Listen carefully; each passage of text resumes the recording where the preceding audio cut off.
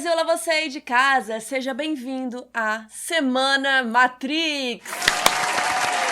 Sim, gente, vocês sabem que eu sou viciada em Matrix, eu amo, foi o filme que mudou a minha vida, então isso mesmo que vocês ouviram. Essa semana, de segunda a sexta, todos os dias vai ter um vídeo de Matrix, pra gente se preparar pra Matrix Resurrections, que lança dia 22 de dezembro. Então vamos lá, esse primeiro vídeo aqui vai ser sobre a criação de Matrix, algumas curiosidades, uns bastidores, umas fofocas, né? Algumas coisas que fazem essa franquia ser relevante, várias coisinhas legais sobre Matrix. E aí, ao longo da semana, a gente vai ter os resumos. Resumo do filme 1 a 3. E na sexta a gente tem um vídeo sobre o filme 4, o que vai ter, o que não vai ter, o que a gente já sabe a respeito. Se você gosta desse tipo de vídeo, se inscreve aqui no canal, dá um likezinho que me ajuda bastante. Então vamos lá, tudo começou nos anos 90 com as diretoras do filme, as irmãs Lana e Lily Wachowski. Na época, elas ainda se identificavam como irmãos Wachowski. Elas roteirizaram o filme Assassinos, de 95, que foi dirigido pelo Richard Donner e lançado pela Warner. Aí o presidente de produção da Warner da época, o Lorenzo di Bonaventura, ele gostou muito do estilo delas e contratou elas para escreverem e dirigirem 2 filmes. O primeiro foi Ligadas pelo Desejo, que foi um filme bem barato para os padrões, né? Que foi 6 milhões de dólares e foi super aclamado pela crítica. E aí, como o filme deu super certo, a Warner confiou que elas fizessem realmente o próximo projeto com mais orçamento. E aí elas criaram Matrix. E vamos pensar assim o contexto da época. Tava muito perto de acabar o milênio, era ali 98 e 99. Então tava toda aquela euforia pro século 21, o futuro, como que ia ficar a sociedade. Então na época elas estavam lendo muito sobre esse tipo de conteúdo. E elas acabaram lendo um livro chamado Simulacro e Simulação, do filósofo e sociólogo francês Jean Baudrillard. E o livro traz o conceito de simulacro como sendo a cópia de algo que já não existe ou não pode ser representada, enquanto a simulação é a imitação de algo que existe na realidade. Quem já viu o filme 1 aí sabe que o Neo tem esse livro na casa dele, só que na verdade é um livro fake, né? Ele abre o livro e tem um buraco dentro. E esse livro foi muito importante na concepção do conceito da origem de Matrix, que envolve essa coisa de uma realidade diferente do que é real, do que não é, o que é inventado. Então, ao mesmo tempo que elas queriam trazer esses temas filosóficos, elas também curtiam muito ação e ficção científica. Então, elas acabaram misturando esses temas complexos com a ideia de uma história super dinâmica, cheia de efeitos especiais, né? Então, elas juntaram tudo isso e criaram um projeto super ambicioso, né? Um dos mais ambiciosos da história do cinema.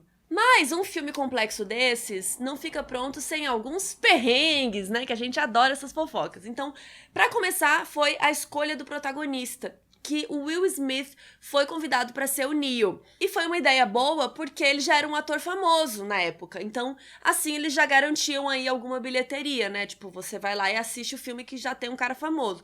Mas o Will Smith não entendeu o conceito do filme direito. E aí ele preferiu fazer o filme As Loucas Aventuras de James West. Inclusive, o próprio Will Smith zoa disso. Até perguntaram numa entrevista qual foi o maior arrependimento da vida dele. E ele falou, eu preferi fazer As Loucuras de James West do que Matrix. E aí entra o Keanu Reeves, que também tava numa ótima fase da carreira. Ele já tinha feito Drácula e Velocidade Máxima, que tinham dado dinheiro pra caramba, então ele foi uma escolha que agradou os executivos também. E o Keanu se dedicou muito pra aprender os conceitos do filme. As Wachowski botaram ele pra ler Simulacro e Simulação, pra ler vários outros livros de filosofia, de sociologia e tal. E na pré-produção, o Keanu teve um problema de hérnia de disco e ele precisou fazer uma cirurgia. E isso foi bem na época que ia começar os treinamentos do filme, né? Os treinamentos de luta. Então ele insistiu que ele ia treinar mesmo assim, claro que com todos os cuidados. Então ele literalmente ia pro set usando um colar cervical. E ele teve que treinar os movimentos mais leves no começo e tal. Outro que tava todo ferrado também era o Hugo Weaving, que faz o Agente Smith, que ele também precisou fazer uma cirurgia no quadril durante as filmagens. E isso foi por causa do treinamento do filme, porque ele se machucou durante as preparações e tal, porque o treinamento foi pesado. E também rolou um problema de grana, porque a Warner só liberou liberou 60 milhões de orçamento. Só que para um filme cheio de efeitos ainda não era o suficiente. Então, por exemplo, pra vocês terem uma noção, Cats custou quase 100 milhões e foi aquele fiasco. Sei lá, um filme da Marvel, por exemplo, custa mais ou menos uns 150 milhões, sabe? Então, 60 milhões pra Matrix era pouco. E se você for pensar, né, o primeiro filme delas tinha só 6, né? E pra começar a tentar diminuir os custos, eles foram gravar na Austrália, que era mais barato. Uma curiosidade de bastidores aqui pra vocês é que aquela cena icônica do Neo desviando dos tiros, ela foi feita assim. Eles usaram uma técnica toda diferentona que misturava movimento de câmera com efeitos especiais. Então, colocaram 120 câmeras e enfileiraram assim em forma de círculo e todas elas ficavam em volta do Keanu Reeves, né? E ele ia se abaixando. E aí conseguiram pegar 120 fotos do mesmo momento, de 120 ângulos diferentes. E aí na pós-produção eles reproduziram a cena numa velocidade super lenta e foram fazendo uma justaposição desses vários frames, dando esse efeito que parece que o personagem tá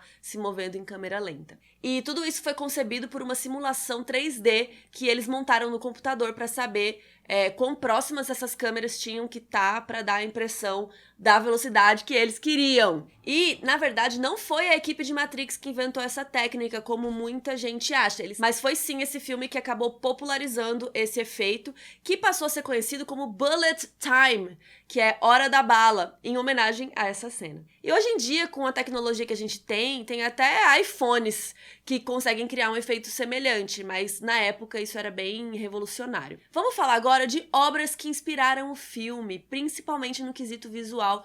É impossível desassociar Matrix de alguns filmes asiáticos. E a gente tem que falar de Ghost in the Shell, que inspirou muita coisa do filme. Pra começar, a parte dos figurinos. A protagonista também se veste toda de preto, às vezes de óculos. E Ghost in the Shell se caracteriza como uma obra cyberpunk, que basicamente consiste numa criação de um mundo em que a tecnologia tá super avançada, mas em compensação a vida das pessoas é uma bosta, né? E Matrix tem essa vibe futurista, tecnológica, mas ao mesmo tempo as pessoas foram dominadas pelas máquinas e viraram bateria. Então, do ponto de vista narrativo, também tem cruzamentos aí com Ghost in the Shell, que também é um filme de ação, mas com muita filosofia. A protagonista também questiona muito quem ela é, o que ela é de verdade, assim como o Neo, né? E até aquela chuvinha verde de dados que aparece em Matrix já estavam na abertura de Ghost in the Shell, então é legal assistir também. E as Wachowski também sempre foram muito fãs do cinema de Hong Kong, principalmente filmes de luta e artes marciais.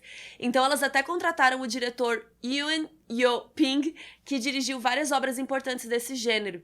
Ele serviu de coreógrafo nas cenas de luta do filme, por isso que Matrix tem cenas incríveis de artes marciais, né, as cenas de ação. Esse cara fez um trabalho muito bom, porque ele quis incorporar também o estilo dos atores e dos personagens na maneira que eles lutavam. Então ele disse que coreografou o jeito do Neo lutar como sendo cuidadoso, porque ele ainda estava entrando naquele mundo. Já o Morpheus, que passou por tantas coisas, né, o coreógrafo queria que o estilo de luta dele mostrasse resiliência. De influências ocidentais, dá pra gente citar grandes clássicos da ficção científica, como Metrópolis, o próprio Blade Runner, que são dois filmes que a relação entre o homem e a máquina são exploradas, né, pra analisar essas metáforas do que é ser humano, né? Então Matrix pegou isso e levou pra outro nível, né? E aí, eu aproveito pra entrar numa coisa importantíssima sobre Matrix, que é a metáfora trans por trás do filme. Como eu comentei no início, as diretoras Lana e Lily, elas fizeram os filmes e anos depois elas se reconheceram como mulheres transexuais. Então, a Lana declarou oficialmente ser uma mulher trans em 2008 e a Lily em 2016. Mas, mesmo tendo só declarado isso muito tempo depois do filme, né, por anos já tinham teorias de que Matrix era uma grande metáfora para a transexualidade. E nos últimos anos elas acabaram confirmando que é sim. A Lily falou que o filme sempre teve um subtexto que tem relação com mudança, aceitar quem você é, mas a indústria não estava pronta para algo mais explícito na época, né? Por exemplo, a gente tem toda essa jornada aí do Neo, que ficou a vida inteira condicionado numa vida que não era dele, uma simulação que foi escolhida para ele. Ele mesmo leva uma vida dupla, né? Ele é hacker, mas ele tem um emprego de manhã. E tem todo o lance que as pessoas que são libertas da Matrix, os Red Pills, né, que eles chamam, elas são tidas como rebeldes. Elas são inimigos, né? Eles têm que ser aniquilados. Então tem todo o lance, tipo, a máquina lá escolheu que você tem que ser essa pessoa, viver essa vida com esse nome, nananã. E essa caçada da máquina aos rebeldes também pode ser considerada uma metáfora para a transfobia, né? Prova disso até é que o vilão, o agente Smith, ele nunca chama o Neo de Neo, ele chama ele de Sr. Anderson, Mr. Anderson, que é o nome que foi escolhido na simulação, na Matrix. Nunca chama ele pelo nome que ele escolheu, né? O apelido que ele gosta. E aí na saga a gente também tem uma pessoa que é chamada Switch. A ideia das Wachowski é que fossem 2 atores interpretando o Switch, porque no mundo real o personagem seria um homem e dentro da Matrix seria uma mulher. Por isso que teria esse nome de Switch, que é de mudar, né? Só que o estúdio não aprovou e acabou ficando a atriz Belinda McClory para interpretar as 2 versões de Switch. Então por isso que as Wachowski colocaram essa personagem bem andrógena também para voltar a representar um pouquinho do que elas queriam colocar ali. E nem todas essas coisas que eu citei foram feitas 100% intencionalmente, mas é óbvio que os filmes, as obras, refletem o que os autores estão sentindo. Então é óbvio que ia passar um pouco do que elas estavam sentindo naquele momento. Então depois de alguns anos elas perceberam o quanto elas colocaram questões internas que elas sentiam na época na história. Então é muito legal a gente ver isso olhando depois de tantos anos, né? E vocês sabem, né, que Matrix teve uma grande repercussão e tem vários filmes que se inspiraram em Matrix. Então dá pra gente falar de Inception, que tem essa questão do que é real, o que é ilusão. Kill Bill, por exemplo, tem o mesmo coreógrafo de lutas, o Ping. X-Men, que nas HQs tinham aqueles uniformes coloridos. O filme saiu 1 ano depois de Matrix, então eles colocaram aqueles uniformes pretos, super descolados. As Panteras têm cena de luta em slow motion, né? Vários filmes depois acabaram se inspirando um pouquinho em Matrix. E o filme também tem conceitos, né, que ficaram marcados no nosso imaginário popular. Inclusive tem uma coisa horrorosa que uma galera reacionária aí, conservadora, fica falando na internet um negócio de tomar a pílula vermelha, que na cabeça deles é como se fosse assim, se libertem dessa alienação gaysista, esse tipo de coisa, sabe? E o Elon Musk uma vez tweetou, tomem a pílula vermelha. E aí a Ivanka Trump respondeu, eu tomei. Aí a Lily Wachowski mandou os dois se ferrarem. Eu amo esses tweets. E é surreal, porque a mensagem do filme é literalmente o oposto disso, né? Os Red Pills são as pessoas que estão acordadas.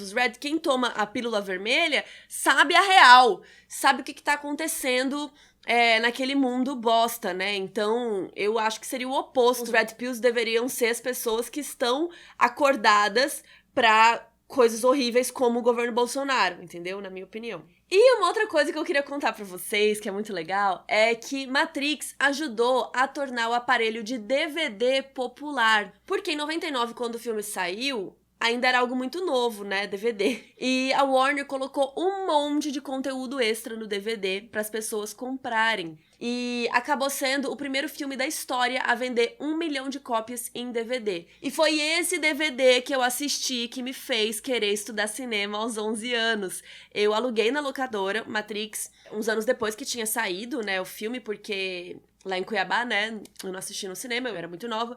Um pouquinho depois saiu o DVD na locadora e eu fui lá alugar. E lá nesse DVD eu assisti ao filme e eu tinha a mania de assistir todos os making-offs dos filmes, né? Quando começou a ter isso. E aí eu pirei no making-off de Matrix, nos bastidores, em como as cenas eram feitas e tal. E aí eu fiquei obcecada com esse filme e eu falei, é isso que eu quero fazer. Eu quero fazer filme assim. Então é por isso que Matrix virou meu xodózinho aí, meu filme do coração. Não esquece de ativar o sininho e se inscrever aqui no canal pra não perder nada da Semana Matrix, que amanhã a gente vem com um resumão do filme 1, que se você quiser assistir também tá disponível na HBO Max. Então é isso, um beijo e até amanhã!